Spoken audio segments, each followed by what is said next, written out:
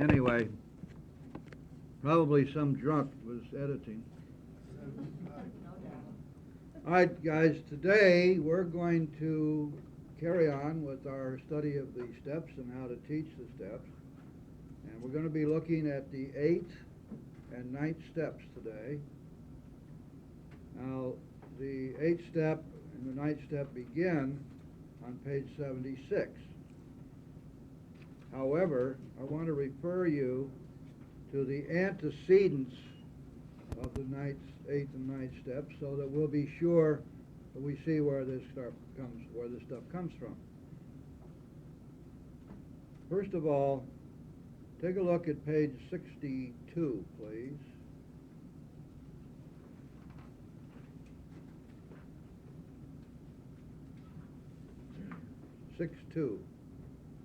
Notice at the bottom, in the last part of that second full paragraph, talking about selfishness now. Neither could we reduce our self-centeredness much by wishing or trying on our own power. We had to have God's help. Now let's go over to the bottom of page 66.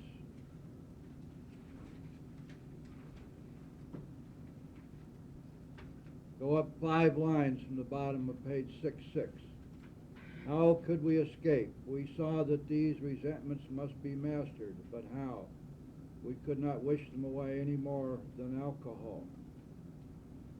Go to the bottom of page 68.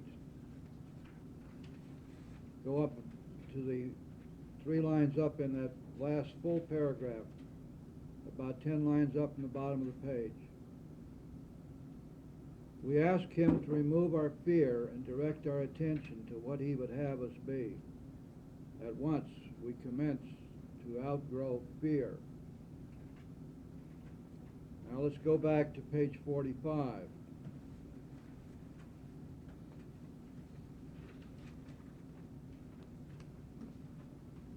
First full paragraph on page 45. Lack of power, that was our dilemma. We had to find a power by which we could live, and it had to be a power greater than ourselves, obviously. But where and how are we to find this power? Well, that's exactly what this book is about. Listen to this now. Its main object is to enable you to find a power greater than yourself which will solve your problem. Go down 2 lines, and it means, of course, that we're going to talk about God. All right, so now we've identified our defects of character, fear, dishonesty, selfishness, resentment, as being those things over which we have no power, and therefore it's going to be necessary for us to go to God with them.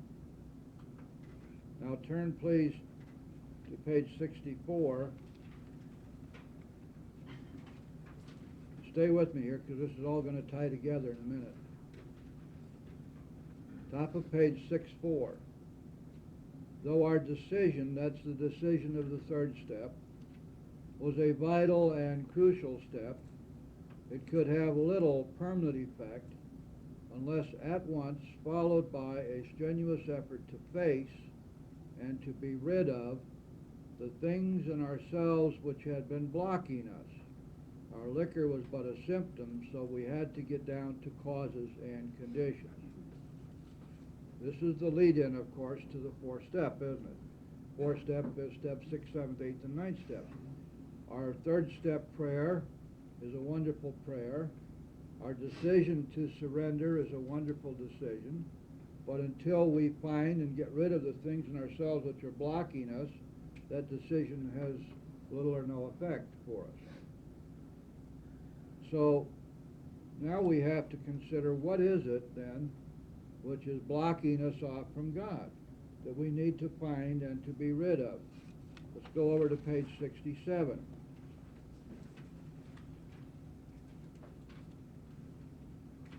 Go to the second full paragraph, which starts about the middle of the page. This is the second part of the fourth step. What are we looking at here? We're resolutely looking at our own mistakes. Where had we been selfish, dishonest, self-seeking, and frightened? And where were we to blame? Go down to the bottom of that same paragraph.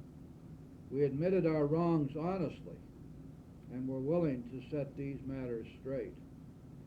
Now, what we have done here is to catalog, to inventory the things that we have done which harmed other people. And we admitted these wrongs honestly and were willing to set these matters straight. Well, now that certainly sounds like the 8th step, doesn't it? What's the 8th step say? Who knows? All persons that we have harmed, we came willing to make amends and wrong. Okay, so what have we got here? Same thing, isn't it? Let's go over to page 69.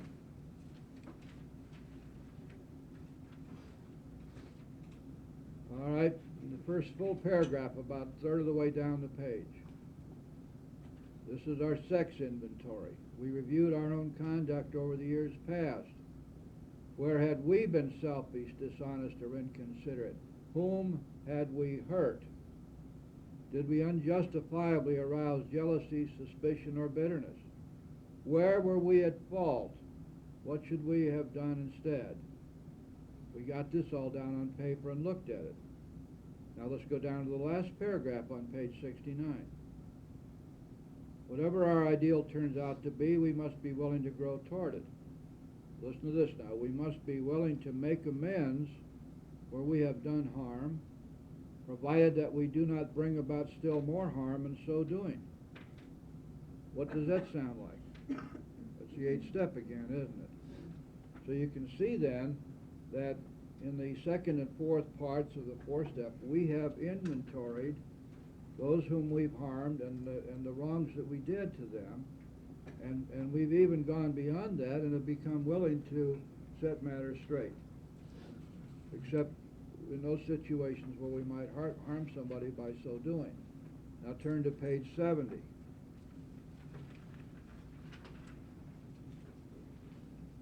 Go 4 lines up from the bottom of page 70, 70. This is the end of the 4th step. We have listed the people we have hurt by our conduct and are willing to straighten out the past if we can. Now then, let's see how this ties in. We learned that we had to be free. We had to find and be free from those things in ourselves which are blocking us from God, and that therefore we set out upon this inventory. That should teach us then that our inventory of the 4th step is not limited to finding our defects of character. To the contrary, it specifically centers us upon the wrongs that we've done others and the people we've harmed and the amends that we need to make. Why? Very simple. Because of the harm that we've done others, we have developed substantial pool of guilt and remorse and shame. What does this teach us? We are as surely blocked off from God by our guilt as we are by our defects. And therefore, we must not only be freed from our defects of character, but we must likewise be freed from our guilt. Now it begins to make some sense, doesn't it? When we did our 5th step, what did we learn last week? That we're going to put aside our pride and go to it, and we're going to illuminate every twist of character, every dark cranny of the past, which means that in our 5th step we will be admitting the harm that we've done others. We will be looking at the accumulated guilt and remorse and shame that resulted from our actions which harmed others. We also just learned here that when we complete our 4th step, we have substantially completed our 8th step. Now then, this poses the problem, how do we get rid of guilt? Getting rid of defects of character required of us that we write them down and that we recognize how dangerous they were to us and how deadly and how powerless we were over them. recognizing that they are a form of insanity and that God can restore us to sanity, and then being willing to turn these defects over to God, which we did in the seventh step. But now this leaves us with a reservoir of guilt. How do we get rid of guilt? What is the spiritual solution to guilt? Well, the answer now becomes easy. It's the ninth step. Making amends. Setting matters straight the best we can. Now listen, it even goes further than that. The key here to the ninth step is being willing to make the amends, if we can. Because there are going to be some amends that we simply cannot make for various reasons. But it is our willingness to do so, if we can, which is going to set us free. Of course, willingness which is not acted upon is useless, just as faith without works is dead. Which means that being willing is not enough if the opportunity presents itself. Then we must do it. We must make those amends. And so, what we now see is that the eighth step is that step which solidifies our prior commitment, which was formed in the fourth step, to make those amends that we can to the people we have uncovered as a result of our inventory. Everybody see how this all works, how it all ties together? Anybody have any questions so far? All right. Now what about the eighth step? Why do we have an eighth step? This is a transition step between 7 and 9, but it does have a purpose. And the purpose is twofold. As a sponsor, you need to know this. Number one, looking back at the fourth step, we have to realize that the people who will be inventoried in our fourth step may not be inclusive of all of those we've harmed. And in particular, it may not have any reference whatsoever to those to whom we owe money. Because not always are they going to show up as people we resent. And seldom as people we've had sex relations with, although that's certainly possible too. Therefore, in the eighth step, it's going to be necessary to pull out the list that we made in the fourth step, and now we're going to have to add to it any people we have harmed or people we've stiffed for money to that list. So that's the first thing we're going to do. There almost always will be additions to that eight-step list at the time that we get to it. So you instruct your sponsee to sit down, review that list, and to add to that list the names of anyone whom they have harmed, who was not included in their four-step inventory.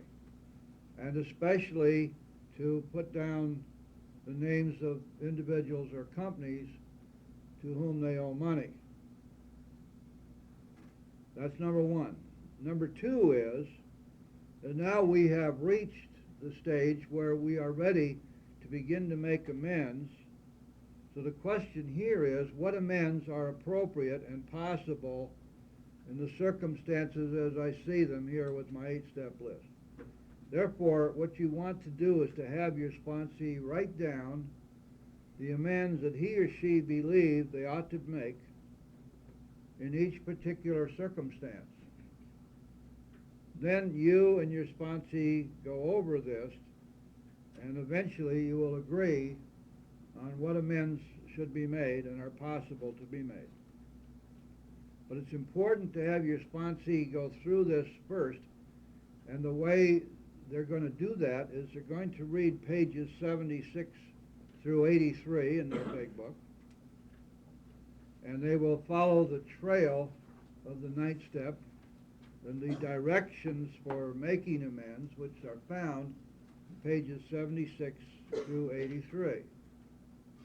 Their task then is, after having digested those pages, to write down the amends that they believe are appropriate and possible in their personal circumstances. In the light of that, then you as their sponsor can step in and help them to make sure that they have it right and that they've covered the bases. Quite often you're going to find that it's going to take some considerable extra work to make sure that the proper amends are going to be made. You'll also find that at that time you may have to give them some pep talks about just get on with this and get it done, because it is, by the very nature of amends, these are things which most people have been dodging and ducking from and doing geographics over and denying and rationalizing maybe for most of their lives. There could be a substantial amount of pride involved, and ego, and fear, lots and lots of fear. These are things which we have faced and admitted, and now we're going to have to do something about them. We're trying to put our lives in order, but this is not an end in itself. Our real purpose is to fit ourselves to be of maximum service to God and the people about us. Now, how does that fit in here? Very simply, it does not matter that how far we have come, we still have a long way to go. And in order for us to be fit to be of maximum service to God, we must be free of our guilt. And that's not going to happen until we make amends. Got it? So our task is by no means complete, even though we've gone through the seventh step, and God has graciously, through His grace, has removed from us our defects of character. We have more work that we must do, and that only we can do, and no one else can do for us, and maybe some of the most difficult stuff we have to do. And I'll tell you what, you're going to find that many of your sponsees have been dreading this occasion. When you found them balking at the fourth step or the fifth step, it may well be because they knew that inevitably they're going to have to start making amends. And looking at that ninth step creates a lot of fear. Personally, I start talking about that early on and assuring the people I sponsor that this is going to go a lot easier, a lot simpler, and a lot less painful than they think. That they're going to have God on their side, that they're going to feel strong when they do it, and when they get through with it, the results are going to be enormously gratifying. So start laying the groundwork ahead of time. Don't be blind to the fact that many of your sponsees will be dreading this, because they've got amends they have to make out there that they've been running from. They've been denying. Not only that, but there may be money amends that have to be made, and they have no idea how they can possibly do that. And in many cases, more than you might imagine, they're looking at some criminal stuff, maybe things for which they've never been charged or apprehended or tried, maybe things that they've been running from state to state over. And so there can be a ton of fear attached to this ninth step. You're going to have to constantly urge them, not everybody, some just segue right into it, no problem. But be alert to the fact that there may be some hedging and huffing and puffing going on here. If you're not aware of it, your sponsee might slip through the cracks on you. Now let me tell you that the people who balk at the ninth step drink again. And it ought to be very easy to understand why. If our only hope of recovery is to have a loving God stand between us and booze, and if we are blocked off from God by reason of our guilt, then what chance of recovery do we have unless we are freed from that guilt? And when you think about that way, you really understand why all of this stuff is a life and death struggle. And we're not talking about something here which would be, oh golly, gee whiz, sort of nice to kind of do. This stuff is essential, utterly required, for recovery, it is a major part of the spiritual solution. Let's say it again. Without the amends, we do not free ourselves, with God's help, from our guilt.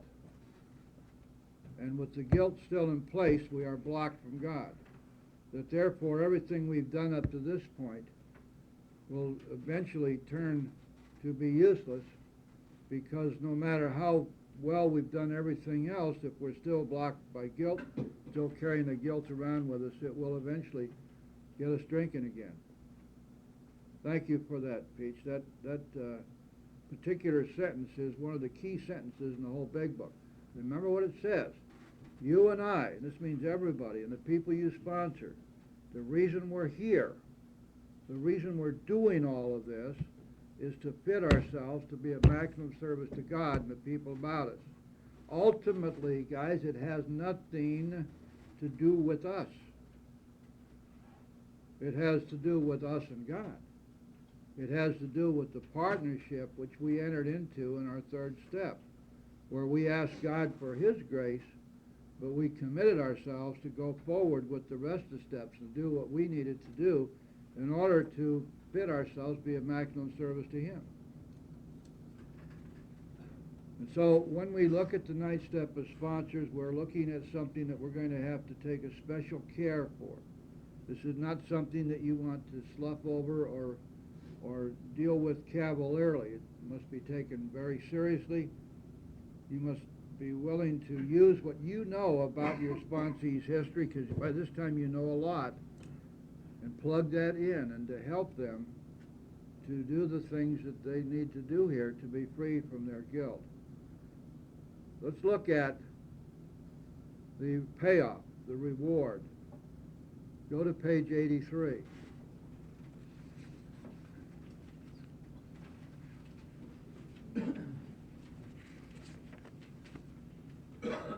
Everybody recognizes down at the bottom of page 83 the beginning of the promises, right? So now we're going to have the promises coming true. Let's go to page 84. That first full paragraph near the middle of the page. These promises are being fulfilled among us, sometimes quickly, sometimes slowly. The rule is they will always materialize if we work for them. This ninth step is a very, very important part of the work we must do. Then what else? Let's go on down 5 lines more, toward the bottom of the page, 5 lines more. We have entered the world of the Spirit. This is another of the results which are coming to us, and they're available to us when we've completed the first 9 steps. This paragraph, of course, is the 10th step. Down at the bottom of the page, 3 lines up. For by this time sanity will have returned. Go over to page 85. Down to the last full paragraph. 3 lines down from the top of that last full paragraph. If we have carefully followed directions, we have begun to sense the flow of His Spirit into us. To some extent, we become God-conscious. We've begun to develop this vital sixth sense. Look what's happened. When we get past this 9th step, we enter the world of Spirit. We become God-conscious.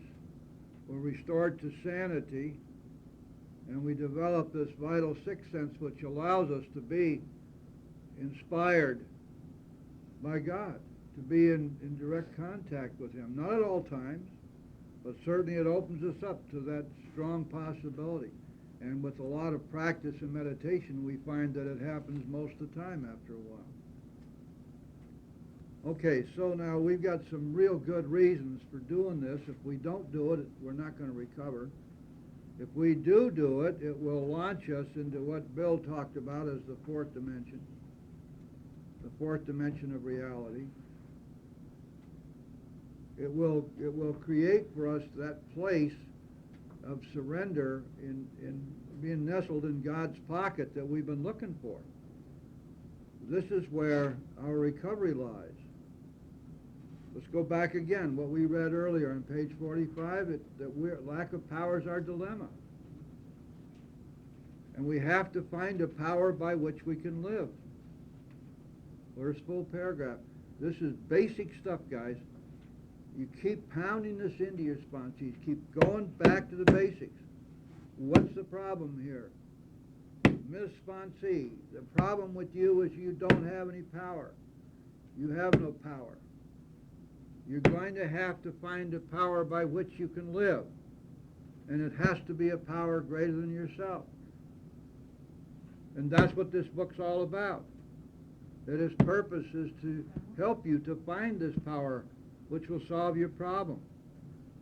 And that means this book talks about God. So let's not pussyfoot around here. We don't care in any sense what your particular conception of God may be. We're talking about a higher power in caps. We're not talking about pickup trucks, ashtrays, doorknobs, and AA groups. We're talking about a supreme being of your understanding. You pick your own, you define your own. But there must be this power, true power, greater than yourself, to which you can apply for the needed grace and the needed power. Otherwise, you will remain powerless with all that that implies. And so here, when we come to our ninth step, what must happen is, because we are powerless, because these are things we're afraid of, because we've been running from them, we're going to have to apply to God for the needed power to deal with these amends, especially the tough ones. John, did you have your hand up? Okay. So what do you do with your sponsees who are having difficulty with this? Not everybody will. Some are going to leap all over it and have no problem, go sailing right through it. But those who are having difficulty, we come back to the same solution, and we're going to find out what that is. Let's take a look at the bottom of the last full paragraph on page 76.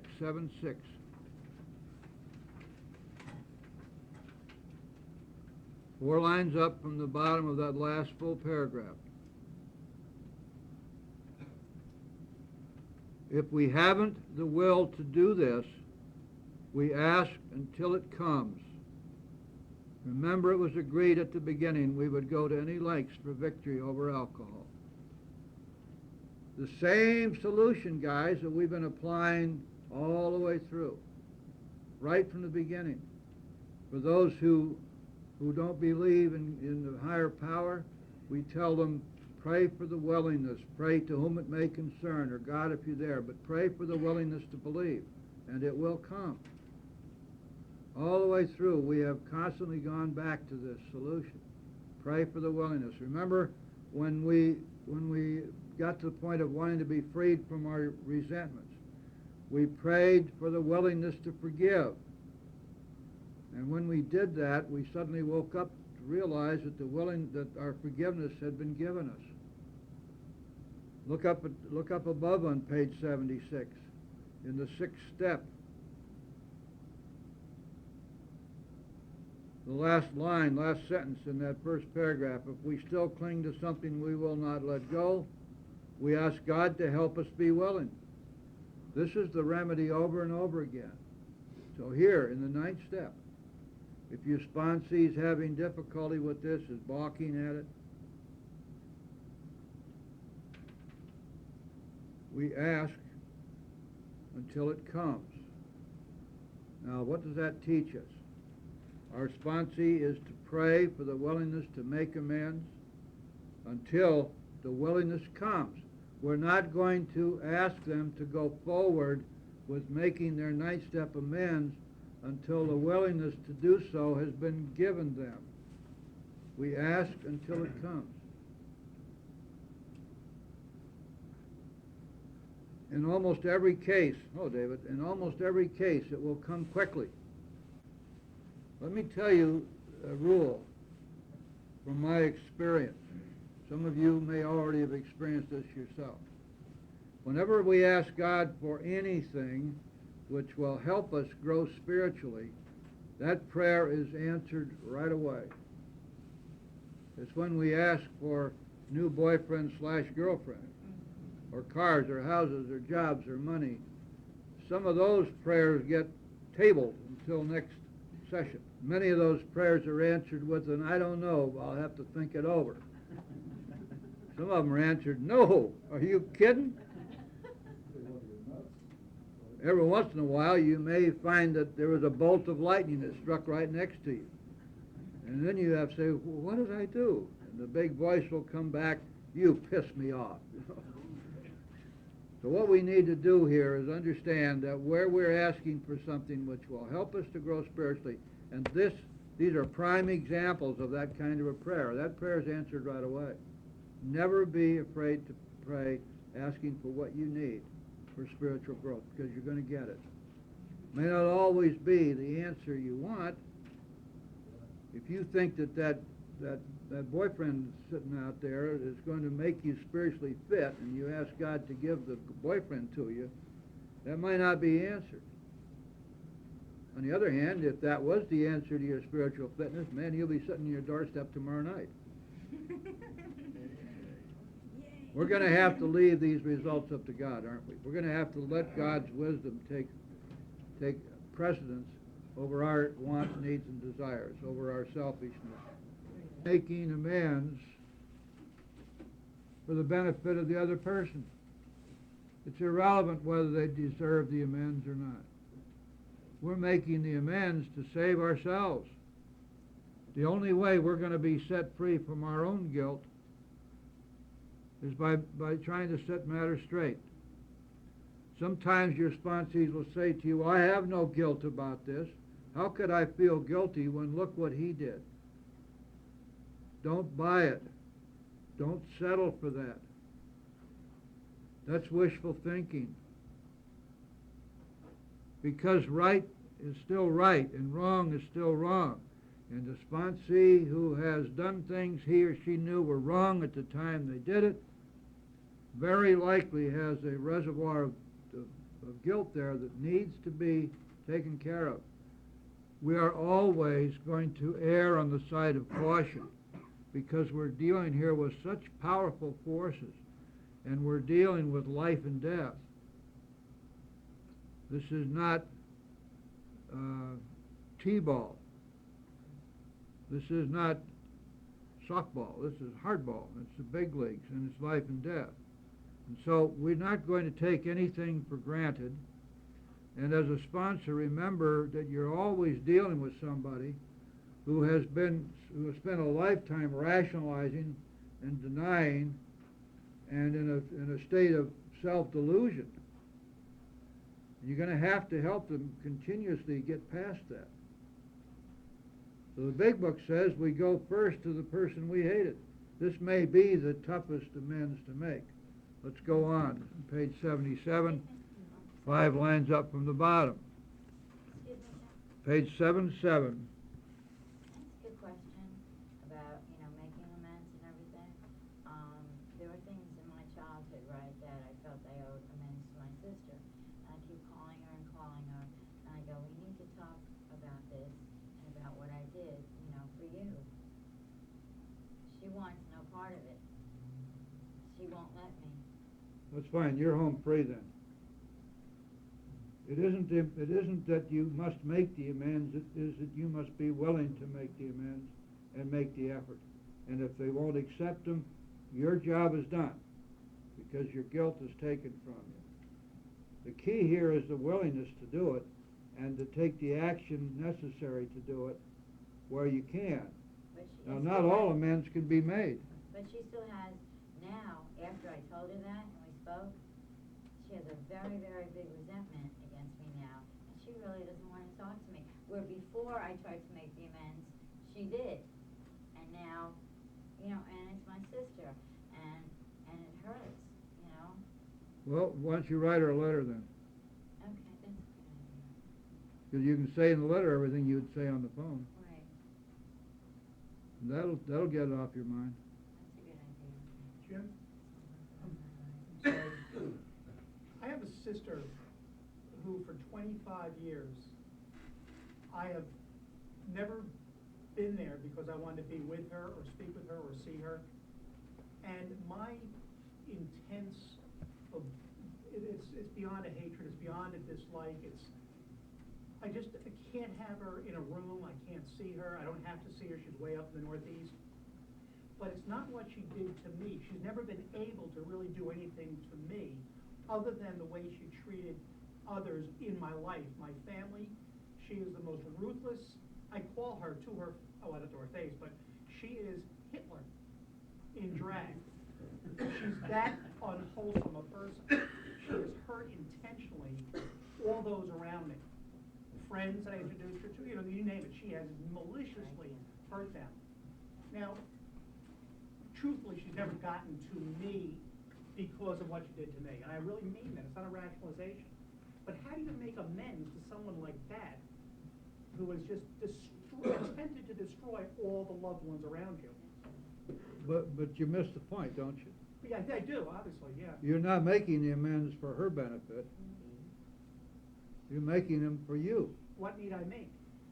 If you didn't do anything to harm her, then you owe her no amends. Right. Then you can simply forget it, can't you? There's no guilt there. Yeah, yes, I guess. Okay. All right, now, let's go to the bottom of page 77, go 5 lines up, the last partial paragraph. Under no condition do we criticize such a person or argue. Simply we tell him that we will never get over drinking till we've done our utmost to straighten out the past. Notice that flat statement, guys. We were talking about this earlier. We will never get over drinking until we've done our utmost to straighten out the past.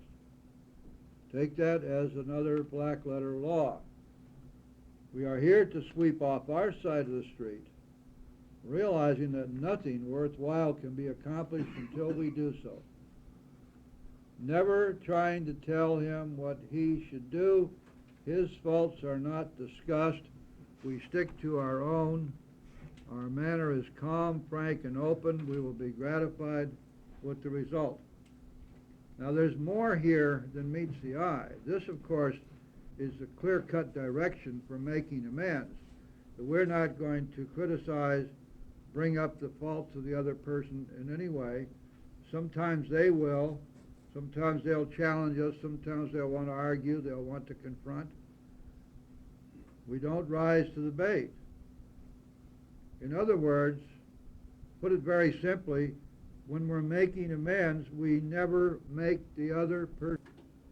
If you follow this rule, you're going to find that much of the roughness in your life may very well straighten out. We never make another person wrong. We remember that when we make someone else wrong, we're wrong. When we make someone else wrong, we diminish ourselves by so doing. Because the ultimate result of this is intended to be that we're going to feel better because they are made to feel worse. We're going to feel right because we've made them wrong. The problem is that if I make you wrong and you have not given me permission to do so, the moment I begin to speak, you're going to react this way. The wall comes down, boom. Stop listening. I've gained absolutely nothing in terms of trying to be helpful to you, but what I have done is to make you angry. I've raised again the denial, and the anger, and the resentment, and the pride, and I've diminished myself. Obviously, when you are someone's sponsor, you have been given permission to call everything exactly the way you see it, with kindness and love, and not being judgmental. But nevertheless, as a sponsor, you will often be called upon to point out to your sponsee where they have gotten off base. With other people, follow this rule. Don't point out their faults. Don't run up to somebody after a meeting and say, I heard what you were sharing. I know exactly what's wrong with you. Sit down. I'm going to tell you. You think that's funny? You don't think that happens? Damn right it happens all the time. Some of you have had it happen to you. and I can tell by your grins just exactly how you reacted to it. So these are the kinds of things that we learn as we go through this spiritual growth, that our opinion of what others are doing, and some of us have been inculcated in treatment centers and so forth, this idea of calling other people on their shit. Well, she called me on my shit, and so I really learned. Look, the fact of the matter is, that unless I'm given permission, you will never hear me utter a word in criticism. Very unlikely to even offer advice, because I want you to be open to what I have to say, or what would be the point of saying it. It's a great rule to follow, and what it does is it saves us all kinds of grief. We fall into this trap of believing that somehow or another, if we are sure we know better than the other person, that we ought to tell them. I've even been hearing recently that this is the spiritual thing to do, that God is leading me to do this, and it gags me, because it always is a reflection of our own pride and ego, or our own sense of insufficiency. Our self-image is very bad. It has to be bolstered somehow or another by taking someone else apart and making them bad and making them wrong, because then we're going to somehow or another feel better about ourselves, which is a terrible motive to have. Going on page 78, 5 lines down from the top of page 78, in 9 cases out of 10, the unexpected happens. Sometimes the man we are calling upon admits his own fault, so feuds of years standing melt away in an hour. Rarely do we fail to make satisfactory progress. Our former enemies sometimes praise what we are doing and wish us well. Occasionally they will offer assistance. It should not matter, however, if someone does throw us out of his office. We've made our demonstration, done our part. It is now water over the dam. We've accomplished what we set out to do, which is what? Go back to the basics. Be free from our guilt. That's the point of all this. Why? Because the guilt blocks us from God. Or you get free from your guilt. I couldn't hear you. you. Go back to the person and talk to him. Suppose that person gets you angry by talking to you, and you talk back. You get angry. The next day you saw him, you might feel bad about it, or he may feel bad about it. You go back and talk to him and then get it off your chest, like an ease or something like that. Well, sometimes it's very difficult not to respond to other people's anger. Okay. But we need to do that to the very best of our ability, and if it gets too rough, we'll get out of there and maybe try again some other time. The important thing is to make the attempt, to demonstrate your willingness to make the amends, because that willingness is all important. That's what will remove the guilt. If somebody won't accept your amends, that's it. It's over with. It's done with. Because you're not looking for their forgiveness. Yeah. You're not looking for them to come around and say, oh, you're really a wonderful person, let's be friends again. Okay. You're looking for one thing: try to set the record straight, try to set matters straight. If they won't let you, you've still accomplished your purpose to be set free from the guilt that is blocking you from God. Okay. You may do absolutely nothing for them. Okay. On the other hand, sometimes you do great things for them. You never know how it's going to turn out. Did that answer your question? But how about the person you're trying to make amends to and you don't want to upset with? You got to watch him. If you don't want to upset, he's probably going to do you something. You know? Okay. And that's what I really don't want to do, watch the person. I know. You know? We have to ask for willingness sometimes, big time, until it comes. Okay.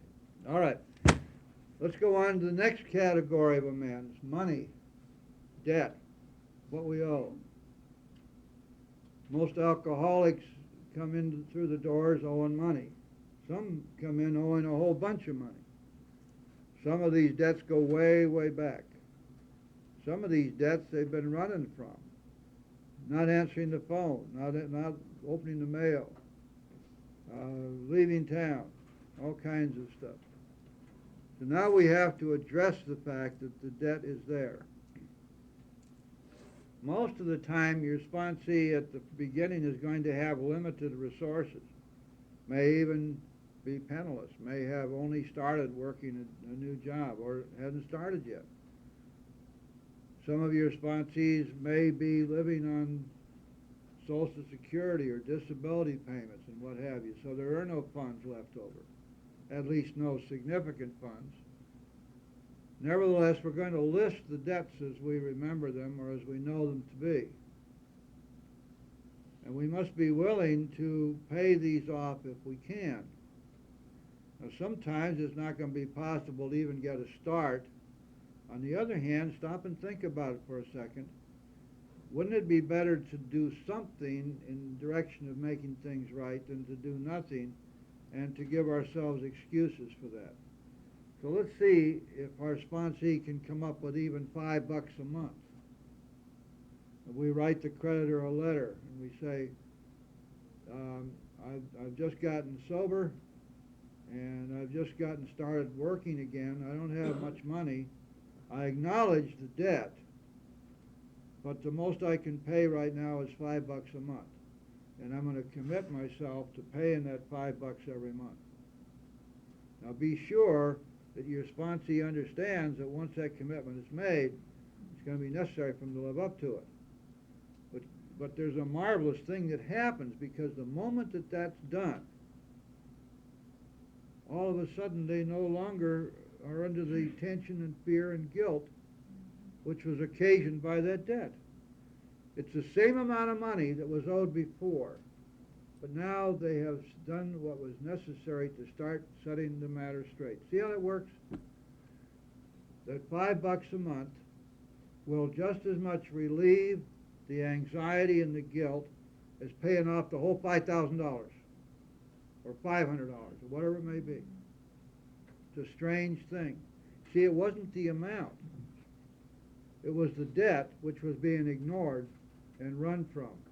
That's where the guilt and the anxiety came from.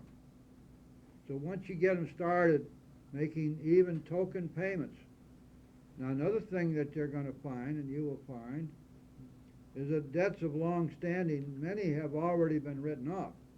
We've been carrying around in our head, dodging the phone and wondering about when they were going to come and repossess our last blanket or take the food out of our mouths, because we all get all jangled up in thinking of how much creditors can do to us.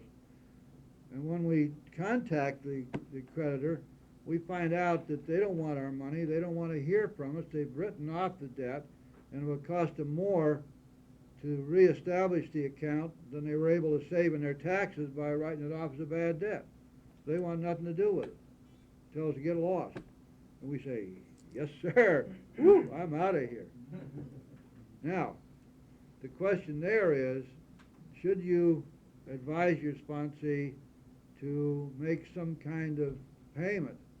What I would suggest is that you let them substitute, instead of paying the creditor who doesn't want their money, they can set up to pay $5 a month to a charity of some kind, or they can arrange to do some service work, something which only they alone and maybe you need to know that this is in repayment of that debt. What that does is it immediately takes away any stigma, any feelings of guilt or tension as a result of that debt. It's gone. So you begin to see here that the action taken by your sponsee in a positive direction is going to take away these pockets of guilt that are blocking it from God. So whatever you do, you need to help them to find some sort of positive action which will accomplish that purpose. They must be willing to repay debts if it's demanded they do so. This means that later, when more money is coming in, they'll be increasing their payments. If it is child support, and a lot of times we find that, they're going to have to honestly live up to, own up the fact that here I am, I haven't paid, but I'm willing to pay as soon as I can. stop dodging the marshal, or the failure to provide people, or whatever it is that's going on. Come up straight up on it, and almost always when they do that, they will be given the time and a little bit of leeway to begin to catch up on what they owe. We never, never, never advise a sponsee to shirk their obligations toward their children. I don't have very much in the way of impetus to push a sponsee to pay alimony, although that certainly is an obligation. But when it comes to their kids and the support payments they owe to their kids, that's got to take first priority, as well as that has to be a first priority in their thinking, because above everything else, their children have to come first. Sometimes you're going to find that you have sponsees who are single parents, and the children are there, and the children cause a lot of disruption in their lives and so forth, take a lot of time. Usually a single parent works. But the rule's always the same. The first responsibility is to children. Anything other than that would be wrong, would be immoral, be unethical. Those children have to take our first thoughts, have to take our first priorities. Now here's the beautiful part about that. When your sponsee is doing what's right for the children, they will automatically be doing what's right for them. When they're doing what's going to be best for the children, they're going to be doing what's best for them. They're going to be making those moves, taking those actions, which will be the very most beneficial for themselves when they're looking out for the best for the children. So child support is something that we emphasize. You don't have to follow this. A lot of this is my thinking. This is not Big Book or program, except tangentially. But when we're talking here about guilt, I suppose no guilt is quite as deep as the guilt we feel for abandoning or ignoring the children we brought into the world. So that may be, from that standpoint, it definitely ought to be a first priority item. Now then, what about your sponsee who has in the vernacular, cheated on his or her wife, husband, or long-time companion, or even a short time, I guess. Not too many relationships these days seem to go that long. Remember when the Big Book was written, just about everybody was married. The only ones that weren't married are the ones who were the spouse that died. Very few people got divorced in the 30s. But most of these guys had been out there philandering around.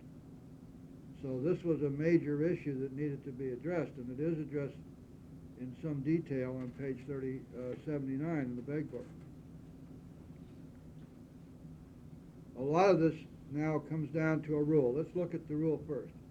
We may do nothing. This is a spiritual rule. We may do nothing to harm another person. If we're doing something which is harming another person, we're wrong.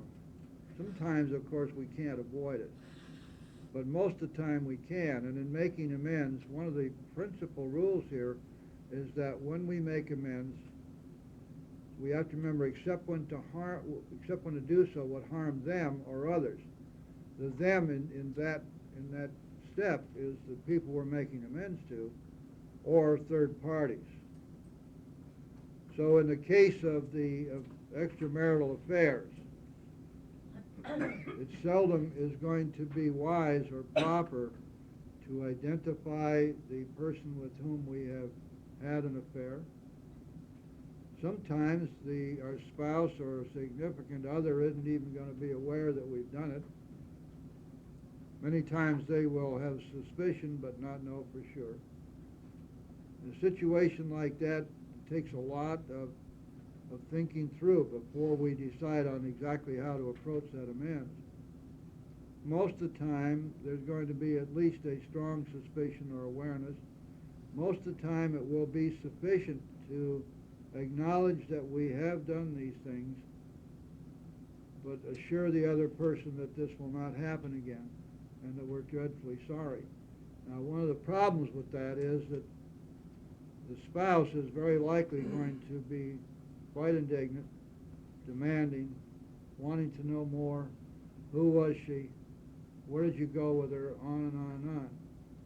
The Big Book says that most of the time we shouldn't do that because a third person is involved. And then, if you look on top of page 80, there's a very, very interesting statement.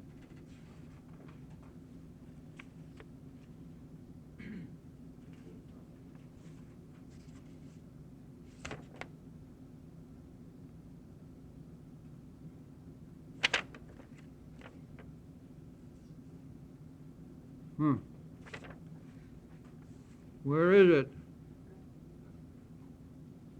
Okay, well, I don't know where it is right now. I thought it was right there, but the statement is that jealousy is the most terrible human emotion. And when we arouse jealousy of others in making our amends, we've made a bad mistake. If we can avoid it, we must. And it is not proper for us to bring a third party into the problem if we can avoid it. It doesn't matter that he or she may have been deeply involved, may have known that what they were doing was wrong, and so on. That's not for us to judge. Okay. Now then, let's take a look at page 80. This is going to illustrate a rule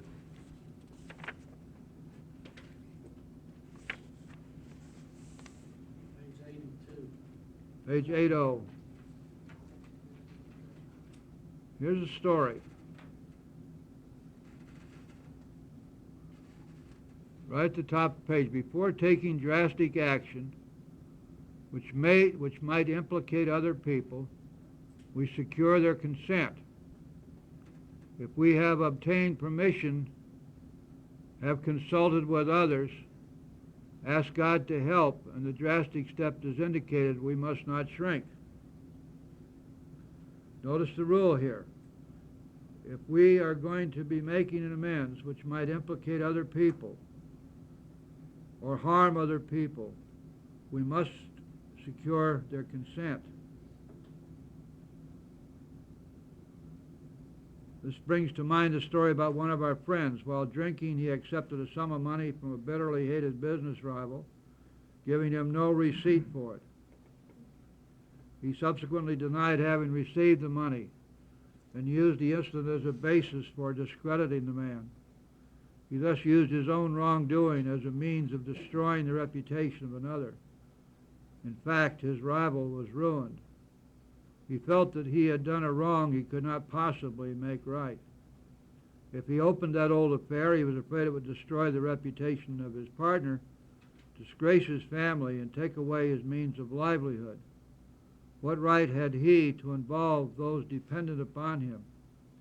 How could he possibly make a public statement exonerating his rival? After consulting with his wife and partner, he came to the conclusion that it was better to take those risks than to stand before his Creator guilty of such ruinous slander. He saw that he had to place the outcome in God's hands, or he would soon start drinking again, and all would be lost anyhow. He attended church for the first time in many years. After the sermon, he quietly got up and made an explanation. His action met widespread approval, and today he's one of the most trusted citizens of his town. This all happened years ago. Now that rule applies in a situation like that, and it also applies in some other situations. For example, where your sponsee has committed a crime for which he or she has not been arrested or charged or tried or punished.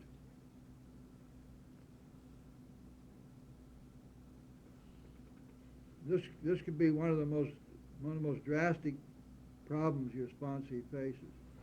Now, it's not uncommon for people, when they come in here, to have a bunch of outstanding warrants. And they've probably been dodging around, dreading the day when they were going to be caught in a traffic stop or something.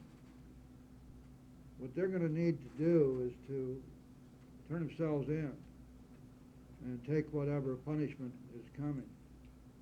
Sometimes it's much more serious crimes. I've had 3 different instances of sponsoring people who had committed murder. In one case, a man had been a contract killer in New York. He'd killed 7 people. He didn't even remember their names.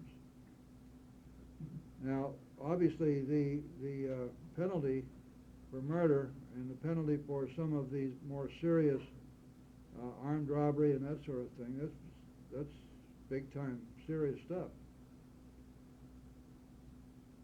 In order for us to be consistent, we have to tell them that if it is possible for you to own up to these things and take your punishment, this is the only thing that's going to save you. But in most cases, there are extenuating circumstances which don't have anything to do with the nature of the crime, but have to do with the present situation or circumstance of your sponsee. If your sponsee is married and has children and has responsibility for that family, there's only one way that your sponsee is going to be able to go and admit to the crimes they've committed. That would be with the permission of those who will be affected by his or her being sent away to prison or perhaps condemned to death. In almost no circumstances will that permission be granted. This does not mean that your sponsee is off the hook. But it does mean that for whatever they have done, they are not going to be punished directly, at least so long as they're not caught. So it means that they're going to have some substitute way of making amends for what they've done. Obviously, you can't make amends in any legitimate fashion for taking another person's life. One of the things you can do in that extreme circumstance, however, is to make yourself available to help others save their lives. And this is one of the things that we do in here. In every case where I've had sponsees who had committed murder, in each case there was a family involved, and there was no permission given for them to turn themselves in. This is a very difficult situation. When you take on sponsorship, you have to recognize that you're getting smack dab in the middle of other people's lives, and some of the stuff you're going to find is not very pretty, and some of it is pretty disastrous. And you're going to be made aware of things which you are promising and committing yourself never to reveal to another human being. And that can be tough sometimes. I went to prison for it, and I'd have to do it again if it came to that, because we cannot be two-faced about this. Either what we hear as a sponsor goes no further under any circumstances, or we're lying to people, and there are circumstances, and they'd better know that if some things drastic happen, then I will tell on you. And if you want to tell me what's going on in spite of that, go ahead. Otherwise, go find a priest who can't tell, because we don't have any legal protection. On the other hand, when you're dealing with somebody and you're staying close to them as they do their 4-step, you pretty much are going to find out what's going on anyway.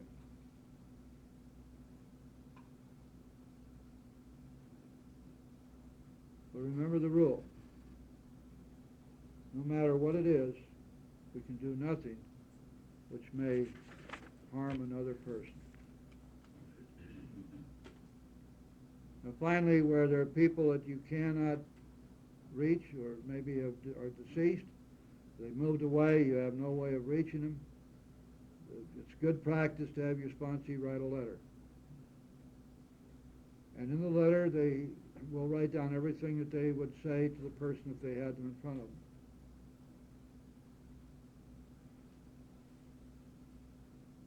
Then they must be willing, if that person may still be alive, they must be willing, if the occasion or the opportunity ever presents itself, to either deliver the letter or to make the amends in person, but at least to get it down in writing.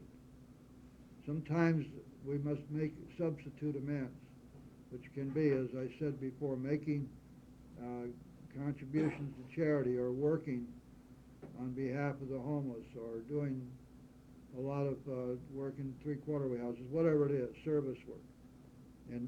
But it's important to dedicate that work to making the amends. One final thing. Teach your sponsee, when they have finished making their amends, the last thing they're going to say, either in person, on the phone, or by letter, what can I do to help you? What can I do to help you? I thought I was seeing things. I was looking at the spine of this book. Anybody see what I saw?